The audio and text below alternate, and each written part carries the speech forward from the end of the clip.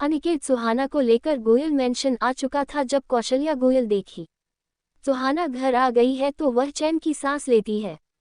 अनिकेत सुहाना को लेकर कौशल्या गोयल के पास आया, फिर कौशल्या गोयल को देखते हुए कहने लगा, दादी भाभी मुझे एक खाली सड़कों पर मिली जहां पर डरी सहमी एक कोने में बैठी हुई थी। आपने सही सोचा था, युवराज भाई ने भाभी को अकेला छोड़ दिया था। ये कहकर अनिकेत ने कौशल्या गोयल को सब कुछ बता दिया जो वहां पर हुआ था। कैसे कुछ गुंडे सुहाना के पीछे पड़े हुए थे और सुहाना कैसे छुपकर वहां बैठी हुई थी। अनिकेत की बात सुनकर कौशल्या गोयल की नज़र सुहाना पर गया। सुहाना का शरीर अभी भी कांप रहा था। उसकी आंखों से ही लग रहा था उसे काफी नींद आ रहा है। ये देखकर कौशल्या गोयल अनिकेत से कहती है, मैं इसे युवराज के कमरे में लेकर जा रही हूँ, तुम तब तक इसके लिए खाना लेकर आओ। इसने सुबह से कुछ नहीं खाया है, जरूर इसे भूख लगी होगी। बाकी की बातें हम अकेले करेंगे, इसके सामने कुछ भी बात करना सही नहीं होगा। कौशल्या गोयल की बात सुनकर अनिकेत चुपचाप किचन में चला गया। किचन में जाते हुए अनिकेत को देखकर कौशल्या गोयल सुहाना को लेकर युवराज के कमरे की ओर बढ़ गई। वहीं नंदनी अपने कमरे में बैठकर गुस्से में आग बबूला हो रही थी। युवराज सुहाना को बचाने गया है, यही सोचकर नंदनी को काफी गुस्सा आ रहा था। वह गुस्से में खुद से ही बातें कर रही थी, तभी उसके कमरे का दरवाजा जोर से बंद हुआ। युवराज गुस्से में नंदिनी के पास आया, फिर उसके बाजू को पकड़कर दांत पीसकर कहा, मैंने उस समय कुछ भी नहीं कहा था। इसका मतलब यह नहीं कि मैं तुम्हारी बातों को इग्नोर करके चला गया। मेरी शादी उस लड़की से हुई है तो मैं उस लड़की से बदला लूंगा। तुम्हारा कोई भी हक नहीं बनता है उस लड़की की जिंदगी के साथ कुछ करने का। तुम्हारी हिम्मत कैसे हुई उस लड़की के पीछे गुंडे भेजने की, और तुम एक लड़की होकर किसी दूसरी लड़की के बारे में ऐसा सोच भी कैसे सकती हो। उस लड़की की शादी मुझसे हुई है, मैंने उस लड़की को छुआ तक नहीं है, और तुम किसी और गुंडे को भेजी थी ताकि वह सुहाना की जिंदगी ने नर्क बना सके। ये तुमने बिल्कुल भी ठीक नहीं किया नंदनी। मैं तुमसे प्यार करता हूँ और मैं बिल्कुल भी नहीं चाहता हूँ मेरा प्यार कोई गलत काम करे। युवराज को गुस्से में देखकर नंदिनी एक पल के लिए डर गई थी, लेकिन दूसरे ही पल वह अपने आंखों में मगरमच्छ की आंसू लिए युवराज को देखते हुए कहती है, मुझे माफ कर दो युवी, मुझे बिल्कुल भी अंदाजा नहीं था मेरी इस गलती की वजह से इतना कुछ हो जाएगा। मैं उस समय डर गई थी। मुझे ऐसा लगा जैसे तुम मुझे भूल गए हो और उस लड़की के पीछे चले गए हो। अगर तुम मुझे कह देते ना कि तुम उस लड़की की जिंदगी खुद बर्बाद करना चाहते हो तो मैं बीच में नहीं आती। मैं बस चाहती हूँ कि वह लड़की हमारी जिंदगी से चली जाए और हम खुशी खुशी साथ रहे। एक ही घर में उस लड़की को तुम्हारे साथ देकर मुझे बिल्कुल भी अच्छा नहीं लगता है। तुम जानते हो ना मैं तुमसे कितना प्यार करती हूँ। सोचो हर दिन जब मैं तुम्हें किसी और लड़की के साथ देखूंगी तो मुझे कितना गुस्सा आएगा। नंदनी की बात सुनकर युवराज गहरी सांस लेता है। वह नंदनी की बात को समझ गया था।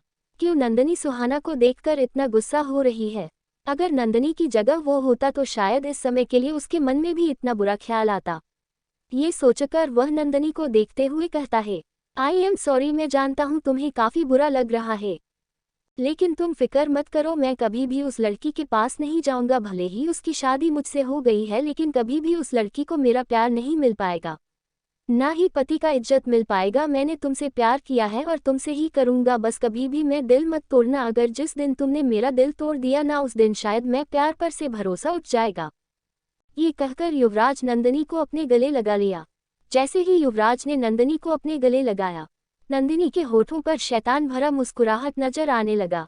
वो युवराज को कसकर गले लगाकर मन ही मन कहती है, उसी दिन का तो इंतजार है जब तुम्हारा भरोसा उठ जाएगा। इतनी जल्दी तो मैं तुम्हारा दिल नहीं तोड़ूंगी। तुम्हारे दिल को तोड़ने से पहले मुझे तुम्हारे दिल को प्यार से भरना होगा, जिसके लिए मुझे हर समय तुम्हारे पास रहना पड़ेगा, क्योंकि अब वह लड़की तुम्हारी जिंदगी में आ गई है और मैं तुम्हारी दादी को बहुत अच्छे से जानती हूँ। वह कौशल्या गोयल एक भी मौका नहीं छोड़ेगी तुम्हें और उस लड़की को एक करने की। लेकिन मेरा नाम भी नंदनी मेहरा है। मैं भी अपनी माँ की बेटी हूँ, कुछ भी हो जाए तुम्हें और सुहाना को एक नहीं होने दूंगी। सुहाना को देखकर तो मुझे साफ पता चलता है वह एक नंबर की डरपोक और बेवकूफ़ लड़की है।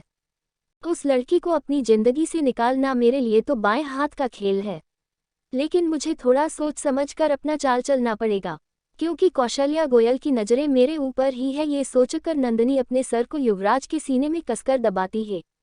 युवराज जब नंदिनी को देखा तो वह नंदिनी से दूर होकर कहा, देखो फिलहाल के लिए तुम अपने कमरे में रहो, मैं अपने कमरे में जा रहा हूँ।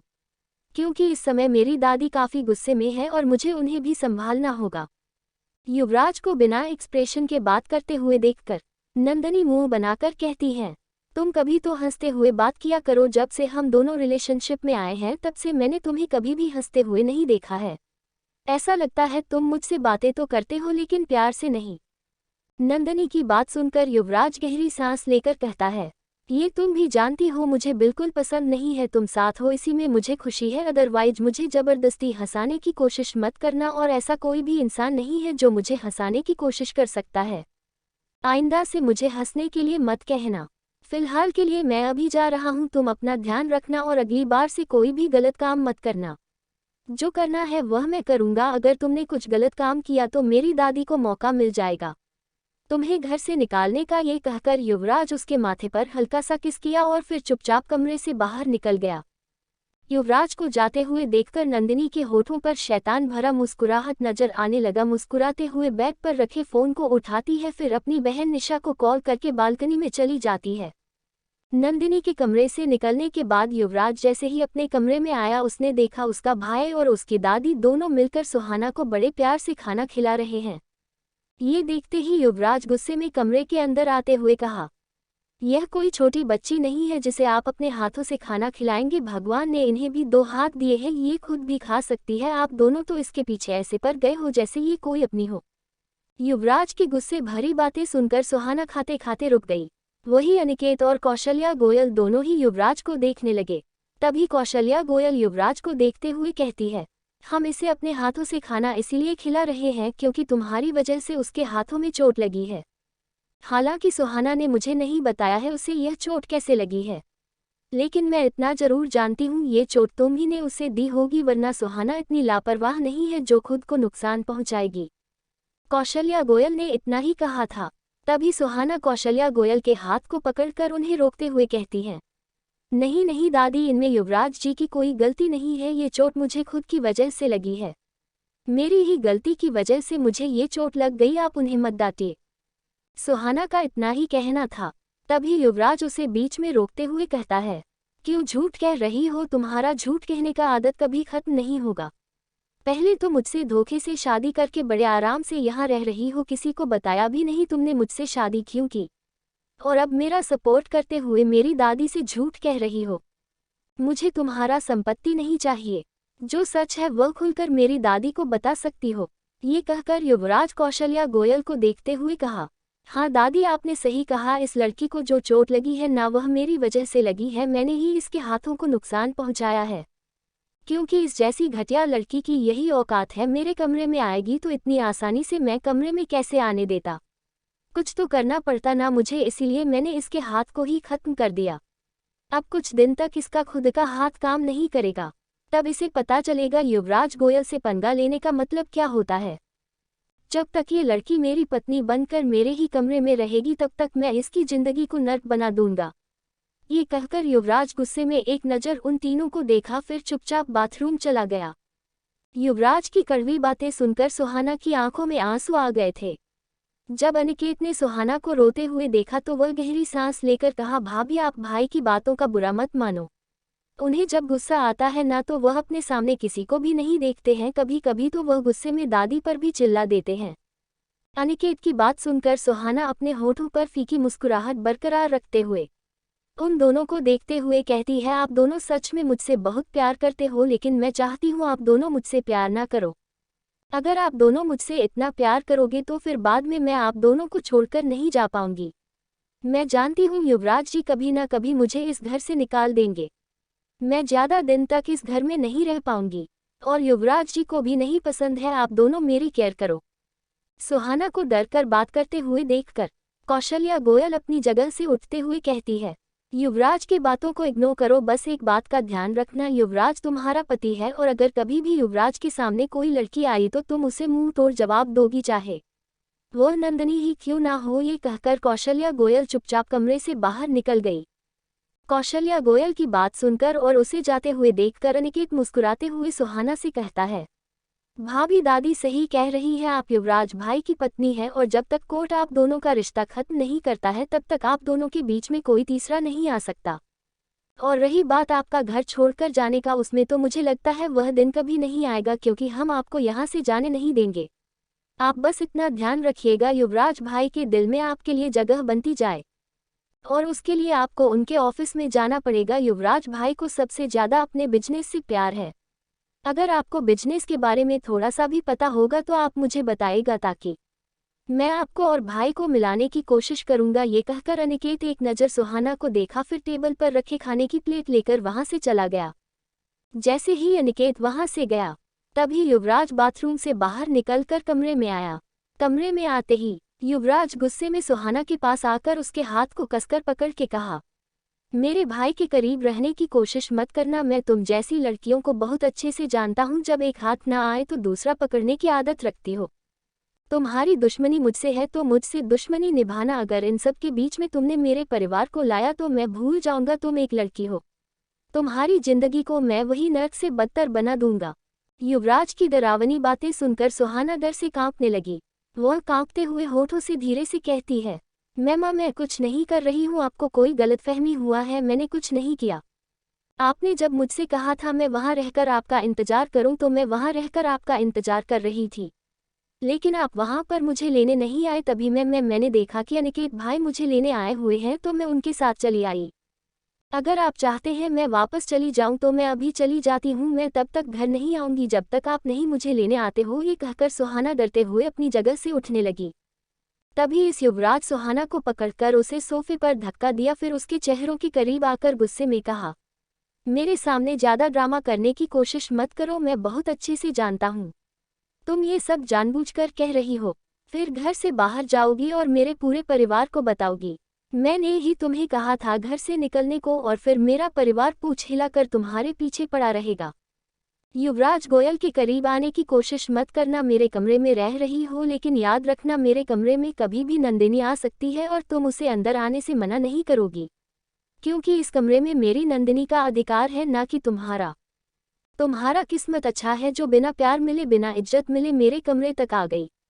लेकिन शुक्र मनाओ कमरे में रहने दे रहा हूँ, अगर मैं अपने हाथ पर आ गया ना तो मैं तुम्हें कमरे के अंदर ही कैद करके रख दूंगा, और फिर तुम कभी भी कमरे से बाहर नहीं निकल पाओगी। जिस कमरे में तुम खुशी खुशी आई हो उस कमरे से रोते हुए भी जाने नहीं दूंगा। ये कहकर युवराज सुहाना के हाथ को झटका, फिर गुस्से में एक नज़र उसे ऊपर से नीचे देखने के बाद चुपचाप अपने बेड पर जाकर बैठ गया। कमरे का लाइट ऑफ हो चुका था। ये देखकर सुहाना डरते हुए सोफे पर एक कोने में चिपक कर बैठी हुई थी। अंधेरे में उससे रहने पर काफी डर लगता था। युवराज को इस बात का अंदाजा बिल्कुल भी नहीं था। थोड़ी देर बाद सुहाना जब देखती है युवराज गहरी नींद में सो रहा है, तो वह धीरे से सोफे से नीचे उतरकर बेड के पास आई, फिर धीरे से ही युवराज के बगल में जाकर लेट गई।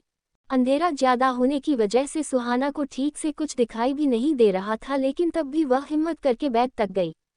युवराज गहरी नींद में सो रहा था, लेकिन जैसे ही उसे एहसास हुआ कि कोई उसके बगल में सो रहा है तो वह धीरे से अपनी आंखों को खोला।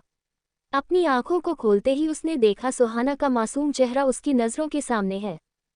पहले तो युवराज सुहाना के मासूम चेहरे को देखता ही रहा, लेकिन दूसरे ही पल उसकी आंखें गुस्से से लाल होने लगी। वह गुस्से में सुहाना को देखकर चिल्लाते हुए कहता है, तुम्हारी हिम्मत कैसे हुई मेरे साथ मेरे ही बेड पर सोने की।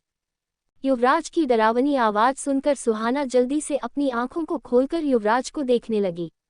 युवराज का डरावना चेहरा सुहाना के चेहरों के काफी करीब था, जिस वजह से सुहाना डर की वजह से बहुत कांपने लगी। सुहाना को अंधेरे से फोबिया भी था, और युवराज का डरावना चेहरा देखकर उसका वह फोबिया ज्यादा ही बढ़ता गया। फोबिया की वजह से सुहाना के पूरे शरीर पर पसीने पसीने दिखाई देने लगे। युवराज ने जब देखा सुहाना डर से कांप रही है और आंख ऑन होने के बावजूद भी उसके पूरे शरीर पर पसीने पसीने हैं, तो वह हैरान होकर उसे देखता ही रह गया। वह तुरंत बेड से नीचे उतरा और फिर कमरे की लाइट ऑन किया। जैसे ही कमरे का लाइट ऑन हुआ, सुहाना तुरंत बेड पर बैठकर लंबी लंबी सांसें लेने लगी। सुहाना के चेहरे से साफ पता चला था वह कितना डरी हुई है। सुहाना को इतना डरे हुए देखकर युवराज कंफ्यूज था। उसे बिल्कुल भी समझ नहीं आ रहा था सुहाना इतना डरती क्यों है। वो एक नज़र सुहाना को देखा, फिर सोफे पर जाकर बैठ गया। उसका बिल्कुल भी मन नहीं था सुहाना के पास बैठने का। जिस वजह से उसे मजबूरन सोफे पर जाकर बैठना पड़ा। सोफे पर बैठने के बाद युवराज गुस्से में कहता है, तुम्हारी प्रॉब्लम क्या है? तुम बार बार कहती हो तुम्हें किसी ने नहीं भेजा है, अपनी मर्जी से तुमने शादी की है, तो फिर मैं करीब आने की कोशिश क्यों करती हो? मैंने तुमसे कितनी बार कहा है मेरे करीब आने की कोशिश मत करो, क्योंकि मेरे करीब आने का हक मैंने नंदिनी को दिया है, तुम्हें नहीं। तुम मेरी पत्नी जरूर हो, लेकिन पत्नी का हक मैं तुम्हें कभी भी नहीं दूंगा। युवराज की बात सुनकर सुहाना डरते हुए उसे देख रही थी। सुहाना की आंखें बता रही थी जैसे वह इस समय कितनी डरी हुई है, जिस वजह से उसके मुंह से आवाज तक नहीं निकल रहा था। सुहाना को इतना डरा हुआ देखकर युवराज गहरी सांस लेकर कहता है, मैं तुम्हें जान से मार नहीं रहा हूं जो इतना डर रही हो, लेकिन हाँ, अगर तुमने मुझे गुस्सा दिलाने की कोशिश की ना, तो मैं समय नहीं लगाऊंगा तुम्हें जान से मारने का। आज मैं आखिरी बार तुम्हें अपने कमरे में रहने दे रहा हूँ, कल से तुम मुझे मेरे कमरे में दिखाई नहीं देनी चाहिए। अगर तुम वापस से मुझे इस कमरे में दिखाई दी तो मैं तुम्हें जान से मारकर इसी कमरे में दफना दूंगा, फिर किसी को पता भी नहीं चलेगा। युवराज की बात सुनकर सुहाना कांपते होठों से कहती है, मैं आपके कमरे में नहीं आना चाहती थी, लेकिन दादी ने मुझे कहा कि मैं आपकी पत्नी हूँ तो आपके कमरे में रहने का हक भी है। और मैं डरती नहीं हूँ, वह मुझे अंधेरे में रहने से बस डर लगता है, इसलिए जब आपने कमरे की लाइट ऑफ कर दी थी तब मैं बहुत डर गई थी और मुझे वहाँ अकेले सोने में डर लग रहा था, इसलिए मैं आपके पास आकर सो गई थी। लेकिन प्लीज़ उसके लिए आप मुझे जान से मत मारिएगा। मैं प्रॉमिस करती हूँ अगली बार से कभी भी आपके पास आकर नहीं सोऊंगा, बस आप कमरे की लाइट बंद मत कीजिएगा, मुझे अंधेरे से फोबिया है। ये कहकर अचानक से सुहाना लंबी लंबी सांसें लेने लगी। सुहाना की बात सुनकर अब जाकर युवराज को समझ आया, सुहाना इतना क्यों डर रही है। जब उसने देखा सुहाना डर की वजह से अपनी सांस को कंट्रोल नहीं कर पा रही तो वह जल्दी से उसके पास आया, फिर टेबल पर रखे पानी के गिलास उसे देते हुए कहा, तुम अभी फिलहाल के लिए बोलना बंद करो और चुपचाप पानी पी लो। ये कहकर वह जल्दी से अपने हाथों से ही सुहाना को पानी पिलाया। सुहाना भी कांपते हाथों से युवराज के हाथ को पकड़ के जल्दी से उसके हाथों से पानी पीने लगी। पानी पीने के बाद सुहाना खुद को नॉर्मल करने की कोशिश करती है। तभी युवराज पानी के गिलास को टेबल पर रखा, फिर वापस से सोफे पर आकर बैठ गया। सोफे पर बैठने के बाद युवराज गहरी सांस लेकर कहता है, तुम्हें अगर लाइट ऑन में सोने की आदत है तो ये तुम्हारी प्रॉब्लम है, मुझे लाइट ऑफ करके सोने की आदत है। अब मैं तुम्हें कमरे से तो नहीं निकाल सकता हूँ, क्योंकि अगर मैंने तुम्हें कमरे से निकाला तो दादी बातों का बतंगड़ बनाएगी, जो मुझे बिल्कुल भी पसंद नहीं है। इसलिए अब तुम आराम से इस कमरे में लाइट ऑन करके सो जाओ, मैं अपनी नंदिनी के पास जाकर सोऊंगा। वैसे भी शादी होने के बाद हम दोनों ने सुहागरात नहीं मनाया, तो सोचा आज मैं अपनी नंदिनी के पास जाकर ही सोता हूँ। ये कहकर युवराज गुस्से में कमरे से बाहर निकल गया। कमरे से बाहर निकलने के बाद युवराज अपना हाथ टेबल पर मारते हुए खुद से कहता है, इस लड़की को घर से निकालने के लिए ना जाने मुझे कितने झूठ बोलने पड़ेंगे। अभी तो मैंने उसे कह दिया है मैं नंदिनी के कमरे में जा रहा हूँ, लेकिन मैं नंदिनी के कमरे में भी नहीं जा सकता हूँ। अब मुझे बेमतलब का गेस्ट रूम में जाकर सोना पड़ेगा। खुद का कमरा होने के बावजूद भी मुझे खुद के ही कमरे से निकलना पड़ रहा है। ये लड़की मेरी जिंदगी में आकर मेरी जिंदगी को जहन्नुम बना रही है। कैसे भी करके मुझे इस लड़की को घर से निकाला होगा। जब तक ये लड़की मेरे घर से नहीं निकलेगी तब तक मैं शांत नहीं रह सकता हूँ। हर दिन मेरे दिमाग में यही लड़की का ख्याल आएगा और मैं अपने काम पर ध्यान नहीं दे पाऊंगा। ये कहकर युवराज गुस्से में गेस्ट रूम की तरफ चला गया। युवराज की बात को सुनने के बाद सुहाना चुपचाप बेड पर बैठी रह गई। कुछ देर के लिए तो सुहाना को कुछ समझ नहीं आया था, लेकिन जैसे ही उसे एहसास हुआ युवराज क्या कहकर गया है तो उसकी आंखों से लगातार आंसू बहने लगे।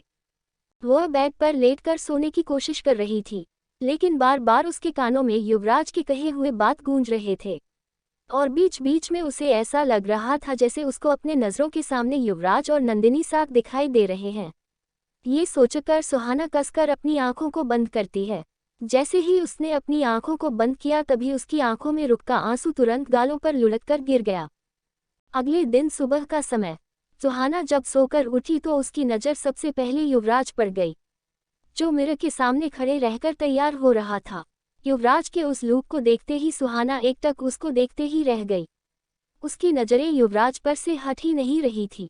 युवराज को बिल्कुल भी अंदाजा नहीं था सुहाना उसे देख रही है, लेकिन जैसे ही वह घड़ी पहनते समय सुहाना को देखा तो उसका नज़र भी सुहाना की नज़रों से जा मिला। सुहाना अपनी गहरी आंखों से युवराज को स्कैन कर रही थी। ऐसा लग रहा था वह युवराज को स्कैन करके उसको पहचाना चाहती हो। जब युवराज ने देखा सुहाना उसे देख रही है तो वह उसके पास आया, फिर धीरे से उसके चेहरे के करीब आ गया। युवराज को अपने चेहरों के करीब देखकर सुहाना का दिल जोरों से धड़क रहा था, लेकिन दूसरे ही पल युवराज ने कुछ ऐसा कर दिया जिसकी उम्मीद सुहाना को बिल्कुल भी नहीं थी। युवराज ऐसे ही सुहाना के करीब आया, तभी वह टेबल पर रखे पानी को अपने हाथों में लेकर सुहाना के ऊपर गिराने लगा। जग में रखा सारा पानी सुहाना के ऊपर गिर चुका था। ये देखकर युवराज सुहाना से दूर हुआ, फिर उसे शैतान भरी नजरों से देखते हुए कहा, मुझे देखने का अंजाम यही होगा। अपनी यह घटिया आंखों से मुझे देखना बंद करो। तुम जैसी लड़कियां मुझे देखना डिजर्व नहीं करती है। ये कहकर युवराज अपने हाथों में घड़ी को पहनकर टेबल पर रखे लैपटॉप को उठाकर कमरे से बाहर निकल गया। जैसे युवराज कमरे से बाहर निकला उसी समय सुहाना लंबी लंबी सांस लेने लगी, क्योंकि पहले युवराज को अपने इतने करीब देखकर उसका दिल जोरों से धड़क रहा था, लेकिन युवराज की हरकत को देखने के बाद वह डर से कांपने लगी थी। सुहाना पहले तो अपने आप को देखती है, जो पूरी तरह से गीली हो चुकी थी। ये देखकर वह जल्दी से बेड से उठकर सीधे वॉशरूम चली गई। थोड़ी देर बाद वह कपड़े पहनकर कमरे में आकर पूरे कमरे को साफ करने लगी। पानी गिरने की वजह से कई जगह पर कपड़े खराब हो गए थे, जिस वजह से उसे पूरा बेडशीट बदलना पड़ा। कमरे को पूरा साफ करने के बाद सुहाना चुपचाप कमरे से बाहर निकलकर नीचे हॉल में आई। जैसे ही वह हॉल में आई उसने देखा युवराज अपने पूरे परिवार के साथ डाइनिंग टेबल पर बैठकर नाश्ता कर रहा है। ये देखकर सुहाना चुपचाप हॉल में बने सोफे पर जाकर बैठ गई।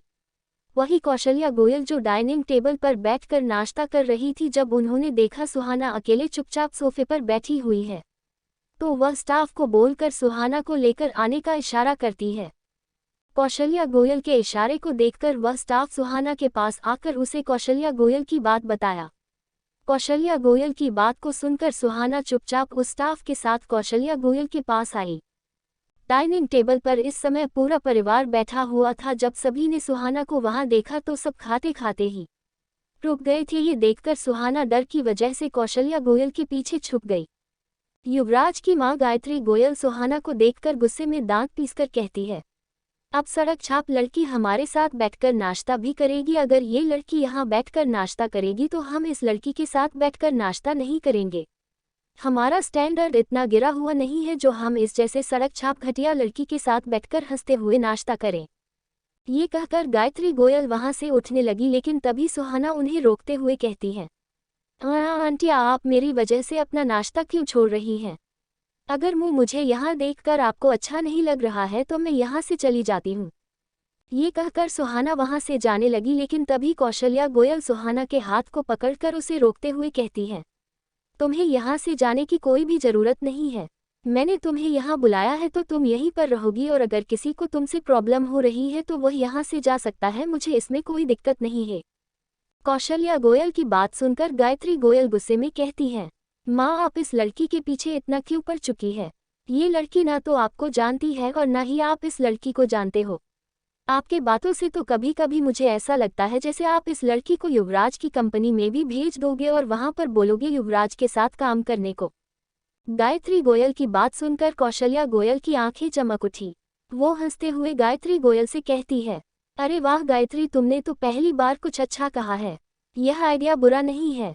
सुहाना ठीक से लोगों को जानती नहीं है, जब तक वह लोगों को जानेगी नहीं तब तक वह ठीक से रहना नहीं सीख पाएगी। इसीलिए आज सुहाना अनिकेत के साथ युवराज की कंपनी जाएगी और वह अनिकेत के साथ रहकर सब कुछ देखने की कोशिश करेगी और सीखने की भी कोशिश करेगी। मैं चाहती हूँ सुहाना घर में रहकर बहू का फर्ज नहीं बल्कि ऑफिस में रहकर बेटी और बहू दोनों का फर्ज निभाएं। सुहाना अब युवराज गोयल की पत्नी है, उस अधिकार के साथ सुहाना को युवराज के साथ कंपनी जाना चाहिए। ये कहकर कौशल्या गोयल युवराज को देखने लगी। कौशल्या गोयल की बात सुनकर युवराज गुस्से में खाने की प्लेट को दूर फेंकते हुए कहता है, आपको जो करना है कीजिए, लेकिन इस लड़की से कह दीजिएगा ऑफिस में किसी को भी पता नहीं चलना चाहिए यह मेरी पत्नी है। अगर किसी को भी पता चला तो मैं इसे ऑफिस की लिफ्ट में बंद करके जान ले लूंगा। ये कहकर युवराज गुस्से में सुहाना को देखकर वहां से चला गया। युवराज को गुस्से में जाते हुए देखकर नंदिनी अपनी जगह से उठती है। फिर सुहाना को देखकर कौशल्या गोयल से कहती है, आप ये ठीक नहीं कर रही है दादी। युवराज आपका खुद का पोता है, उसके बावजूद भी आप सड़क छाप लड़की की मदद करती हो। मैं जानती हूँ इस लड़की के भोलेपन को देखकर आपका दिल पिघल रहा है। लेकिन आप यह मत भूलिए, भोलेपन के पीछे भी लोगों के कई चेहरे होते हैं। एक दिन आपको भी इस घटिया लड़की का दूसरा चेहरा भी दिखाई देगा, जिसमें आपका पूरा परिवार खत्म होते हुए नजर आएगा। ये कहकर नंदिनी गुस्से में सुहाना को देखकर वहां से चली जाती है। गायत्री गोयल की बातें सुनने के बाद कौशल्या गोयल गायत्री के पति अमित गोयल को देखते हुए कहती है, तुम्हारी पत्नी हमेशा बुरा ही बोलती है, उसे कह देना मेरे सामने कोई बुरी बात करने की कोशिश ना करे। और रही बात सुहाना का युवराज की कंपनी जाने का, वह मेरा फैसला है। और हाँ, युवराज ने मना भी नहीं किया है सुहाना को कंपनी जाने के लिए, तो वह बेफिक्र होकर उसकी कंपनी जा सकती है। कौशल्या गोयल की बात सुनकर वहां मौजूद जितने भी घर के परिवार थे उन्होंने कुछ भी नहीं कहा था, क्योंकि वह सब जानते थे उनका कहना कोई मतलब ही नहीं बनता है, क्योंकि कौशल्या गोयल उनकी बातों को इग्नोर ही करेगी। वही अनिकेत कौशल्या गोयल की बात सुनकर सुहाना के पास आया, फिर से देखते हुए कहने लगा, चलो भाभी, आज मैं आपको ऑफिस लेकर चलता हूँ और आपको वहां पर सभी से मिलवाऊंगा। लेकिन आपको याद है ना भाई ने क्या कहा था, आपको किसी को नहीं बताना है, आप गोयल खानदान की बहू है और युवराज गोयल की पत्नी। अनिकेत की बात सुनकर सुहाना धीरे से हाँ में सर हिलाने लगी, जिसे देखकर अनिकेत सुहाना के हाथ को पकड़ा, फिर उसे घर से लेकर बाहर निकल गया।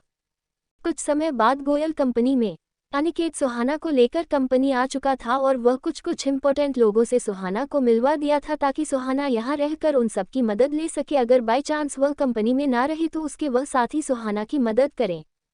अनिकेत की कंपनी में उसके कुछ दोस्त हैं जो अनिकेत के साथ रहकर वहां पर काम करते हैं। अनिकेत ने जब देखा सुहाना उसके दोस्तों से मिल चुकी है तो वह सुहाना को देखते हुए कहने लगा, भाभी मैंने तो सभी से मिलवा दिया, लेकिन अब बारी है आपको भाई के केबिन में जाने की। आप उनकी पत्नी है तो आप उनके केबिन में जाओगी।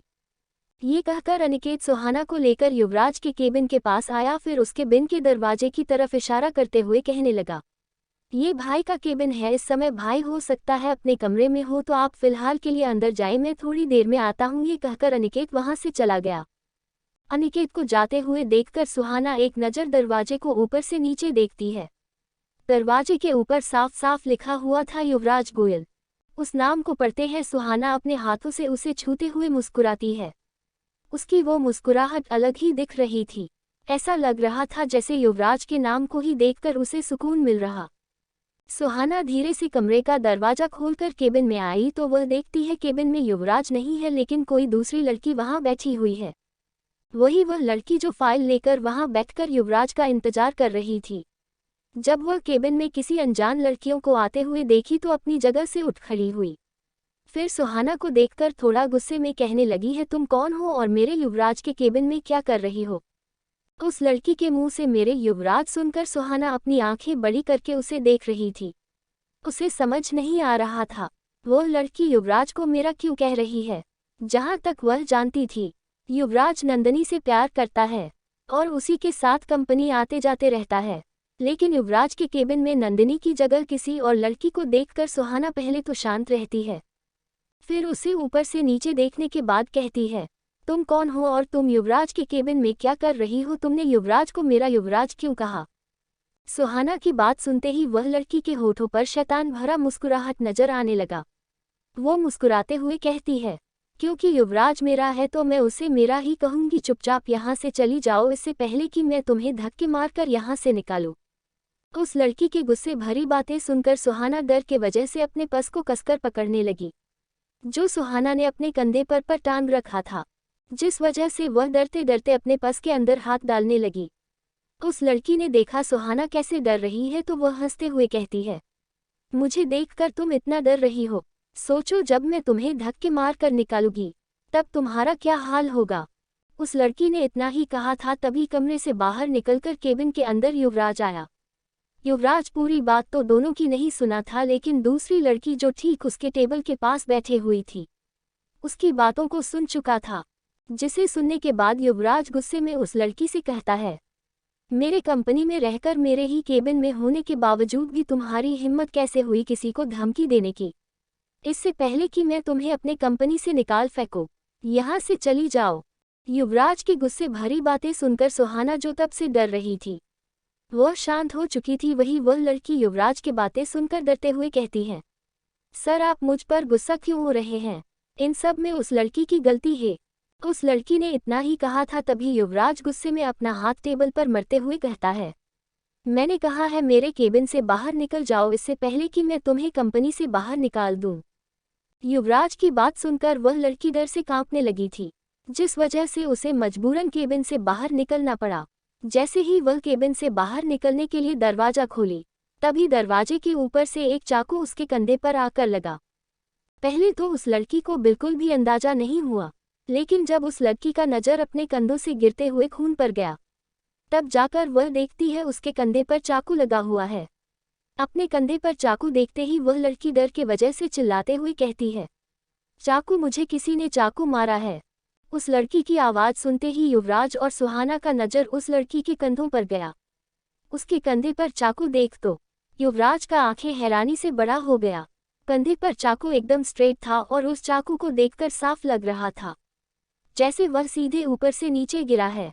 ये देखकर युवराज हैरान होकर कहता है, चाकू अचानक से चाकू कैसे लग गया, वह भी दरवाजा खोलते समय? Are you lost your mind?